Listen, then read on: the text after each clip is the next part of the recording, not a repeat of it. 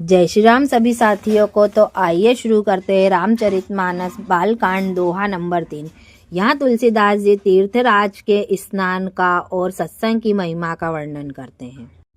तुलसीदास जी कहते हैं, तीर्थराज में स्नान का फल तत्काल ऐसा देखने में आता है कि कौवे कोयल बन जाते हैं और बगुले हंस।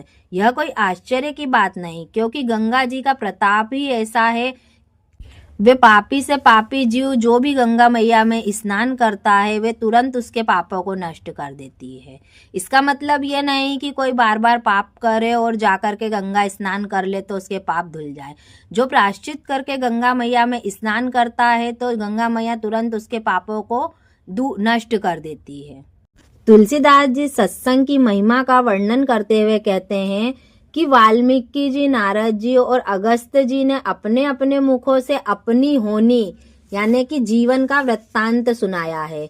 वे कहते हैं, जल में रहने वाले जीव, जमीन पर चलने वाले और आकाश में विचरने वाले नाना प्रकार के जड़ चेतन जीव, जितने भी जीव इस जगत में हैं, उनमें से जिसने जिस समय, जहां कहीं भी, किसी भी यत्न से बुद्धि, कीर्ति, सद्गति, ऐश्वर्य और भलाई पाई है, वो सब सत्संग का ही प्रभाव समझना चाहिए। वेदों में और लोकों में इनकी प्राप्ति का कोई दूसरा उपाय नहीं है। वे कहते हैं, सत्संग के बिना विवेक नहीं होता और श्री रामचंद्र जी की कृपा के बिना वह सत्संग सहज में मिलता नहीं है। सत्संग आनंद और कल्याण की जड़ है। सत्संग की सिद्धि प्राप्ति ही फल है और सब साधना तो फूल है। वे कहते हैं, दुष्ट भी सत्संग की संगति पाकर सुधर जाते हैं। जैसे पारस के स्पर्श से लोहा सुहावना हो जाता है, सुंदर सोना बन जाता है, वैसे ही दुष्ट भी सत्संग की संगति पाकर सुधर जाता है। अर्थात वे कहना चाहते हैं कि संत जन की संगति और सत्संग सुनकर दुष्ट मनुष्य भी सुधर जाते हैं। सुधरा हुआ मनुष्य सज्जन कुसंगति में पड़ जाए तो वह सांप की मणि के समान अपने गुणों का अनुसरण करते हैं। अर्थात जिस प्रकार सांप का सत्संग पाकर भी मणि उसके विष को ग्रहण नहीं करती तथा अपने सहज गुण प्रकाश को नहीं छोड़ती, उसी प्रकार साधु पुरुष दुष्टों के संग में रहकर भी दूसरों को प्रकाश ही देते हैं। दुष्टों का उन पर कोई विशेष प्रभाव नहीं पड़ता। ब्रह्मा, विष्णु, शिव, कवि और पंडितों की वाणी भी संत महिमा का वर्णन करने में सकुचाती है।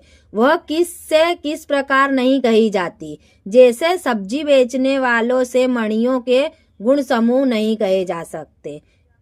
अर्थात तुलसीदास जी कहना चाहते हैं कि जैसे सब्जी बेचने वाला मणि के गुण को नहीं समझ सकता, वैसे ही मैं भी किसी प्रकार से भी संतों की महिमा का वर्णन करने में असमर्थ हूँ। आगे वे कहते हैं, मैं संतों को प्रणाम करता हूँ जिनके चित्त में समता है, जिनका ना कोई मित्र है और ना कोई शत्रु है। जैसे अंजनी में रखे हुए सुंदर फूल, अर्थात जिस हाथों से फूलों को तोड़ा जाता है और जिन हाथों में फूलों को रखा जाता है, वे दोनों ही हाथों में समान रूप से सुगंधित करते हैं।